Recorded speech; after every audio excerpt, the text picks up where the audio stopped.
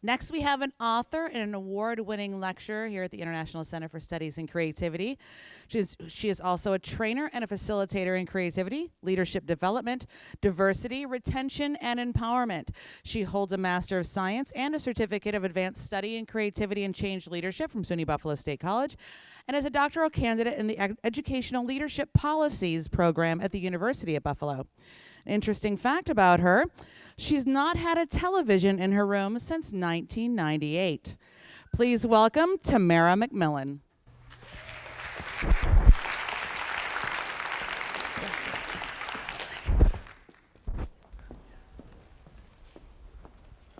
Life for me ain't been no crystal stair.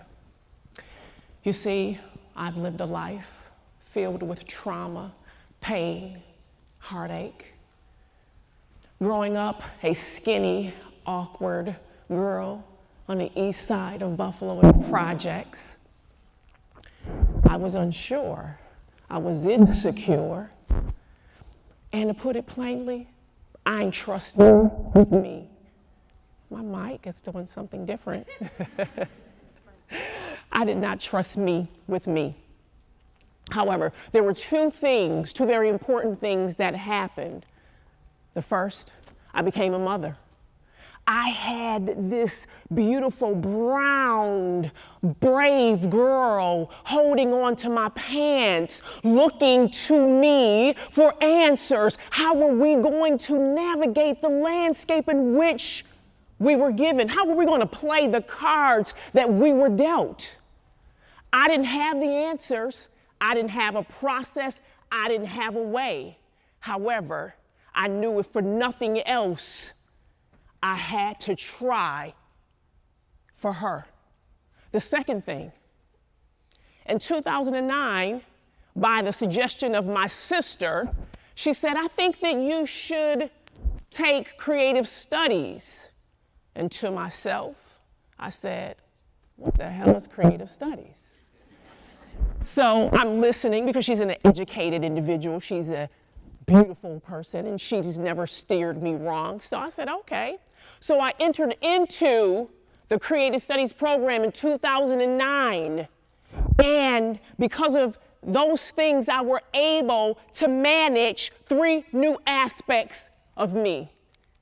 The first one, temetnosis, translated, thyself thou must know, Socrates. What happened was the creative process allowed me to master me. I didn't have the answers. It allowed me to embrace who it is that I was supposed to be in my life. It was the language that I needed. I say this: we cannot master anything until we master thyself. And I began in that process of something that we call the 4 Ps. I said, hey, I'm a person, right? And my process was my unique journey. And it allowed me the space to take these dots that I had been collecting in my pocket and to begin connecting them. And I was afforded some sacred time. Time for me to be my best friend. Time for me to quiet the noise. Because when you're unsure and you're uncertain, you will do anything to keep you away from your reality. I had the pleasure of finding my inner goddess. Yes, you are watching a goddess at work. Right? How does that? Thank you. And why? So is it a coincidence that Simon Sinek in 2009 gave his most important TED Talk, begin with why? Mark Twain said this: the 2 most important days in your life is the day that you were born and the day you find out why. And my friends and family and colleagues, I found out why. I'm here to teach and I am here to speak. And I will do that until there is no more breath in me. Why? Because it is about a deeper meaning. It is about empowerment for other individuals. And it allowed me to do what? become vulnerable, be okay with my story, and begin telling my story to my students, to my friends, to my colleagues, and not in a way where I was bragging. I'm thinking this is a part of what? My process. It was a deeper meaning. And then what I realized was there were other individuals too that had been quiet. There were other individuals too that did not value themselves. And they began asking me questions. How did you do it? How did you manage being a divorcee and raising a daughter by yourself? How did you do it? How did you manage working full-time and having your own company? How did you do it? How did you go from stop being crazy or not being crazy? And that, the jury's still out on that one. I still might be, but we're working on that. We're working on it. How did you do it? And I just said, I wasn't certain because I was fearful to what? Chart my experiences, because the only thing I want to do, I want to run through it. I didn't want to embrace it, and who wants to definitely write it? However, it was what I needed, and it was what my scholars needed. My philosophy is simple. Out of adversity comes an equal or greater benefit. If you're not standing on the edge, you're taking up too much space. I was never standing on the edge. I was always in the back, standing behind something or someone.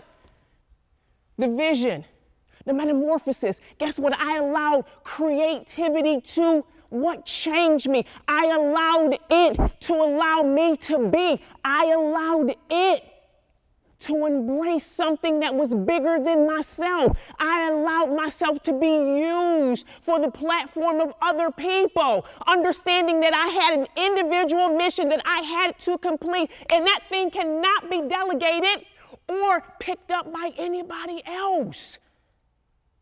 I understood that it was bigger than me.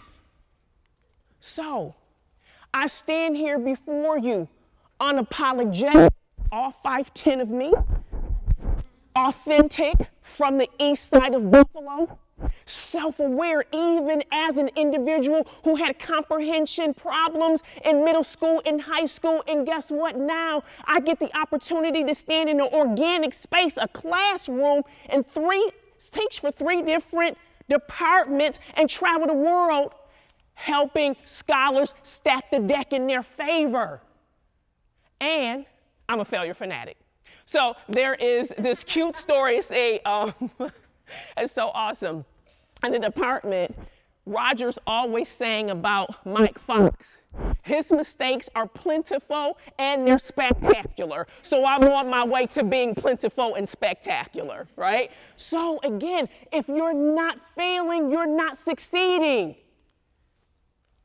So, unlimited.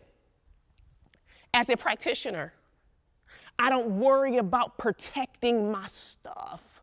I don't worry about sharing my ideas. Why? Because I never run out. I'm an active practitioner. I am a creative. I'm an ideator and an implementer if you've not gotten it. I never run out. I stand in this space. So I don't have to worry about that. When we're talking about creativity, listen, friends, family, creativity is too important for us not to be sharing it. Creativity means so much for us, and we're talking about moving forward and in concert. Creativity is for everybody because we know everybody's creative. It just is different in the way in which it shows up in their lives. Just think how dynamic it would be if everybody had a seat at the table or knew they had a seat at the table. So for those of you that are not connected to the community, this is my invitation. Ask yourselves, in what ways might I learn more?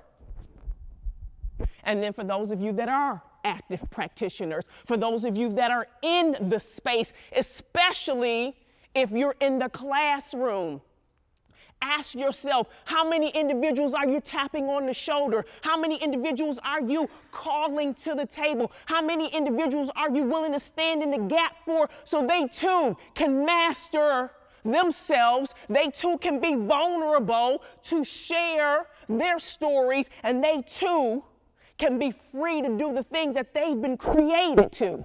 How awesome would it be for us to bring along the Fardinas in the world, the Jasmines of the world, the Daniels and the Kevins, the Monets, and definitely the Jontays, so they can go from a place of knowing to doing to being. Creativity is not this esoteric, elusive thing that is just for the special among us. It's for each and every one of us. Why? Because we hold these truths to be self-evident, that all men are created equal, that they're endowed by their Creator with certain unalienable rights, and among these are life, liberty, and the pursuit of happiness. So ask yourself, what is life without liberation? Thank you.